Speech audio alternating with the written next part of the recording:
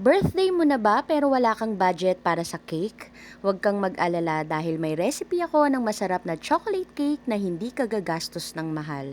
At alam mo ba na 2 ingredients lang ang kakailanganin mo dito? Hindi na rin kita pahirapan pa sa pagluluto dahil hindi na tayo magbe-bake. Milo at itlog lang sapat na para makagawa ng cake na ito. Gusto mo rin ba? Tara, luto tayo. Bali sa recipe na ito ay kakailanganin natin ng 2 piraso ng itlog at 3 sachet ng Milo. Sa isang mixing bowl, maglagay tayo dito ng 2 piraso ng itlog at 3 sachet ng Milo. Haluin natin ito ng mabuti hanggang sa ma-well combine na yung 2 ingredients, then set aside. Yung mga ingredients na ginamit pala natin ay sakto lang para sa gagawin nating mini cake. Yung size ng molder na ginamit ko dito ay 4 by 2 inches. At lalagyan natin ito ng parchment paper uli sa ilalim para hindi dumikit yung ating cake once na maluto na. Kung mas malaking cake yung gagawin ninyo, doblehin nyo na lang po or triplehin yung mga ingredients na gagamitin natin. After nga nating malagyan ng parchment paper yung gagamitin nating molder, isalin na natin dito yung cake mixture na ginawa natin kanina.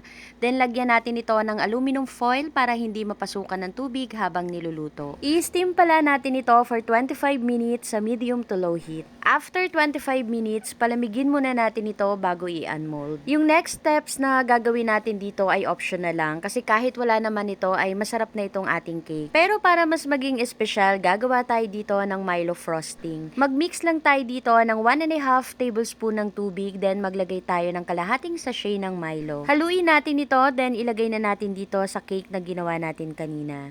At yung kalahating sachet ng Milo ay ilagay na rin natin dito para sa additional design. And ready to serve na ang ating napakasarap na chocolate cake. 2 cake po pala yung ginawa ko at yung isa naman ay square shape.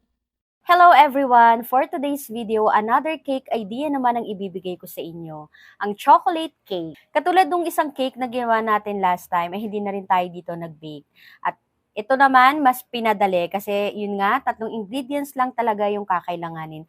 Actually, 3 dahil dun sa tubig na ginamit nating pantunaw dito sa chocolate frosting or sa Milo frosting na ginawa natin. Pero kung di naman na kayo gagawa ng Milo frosting para dito sa ating chocolate cake, so 2 ingredients lang talaga ang kakailanganin. Pwede kasi na yung Milo ay ibudbud nyo na mismo or ilagay nyo na diretso mismo dito sa ating ginawang cake.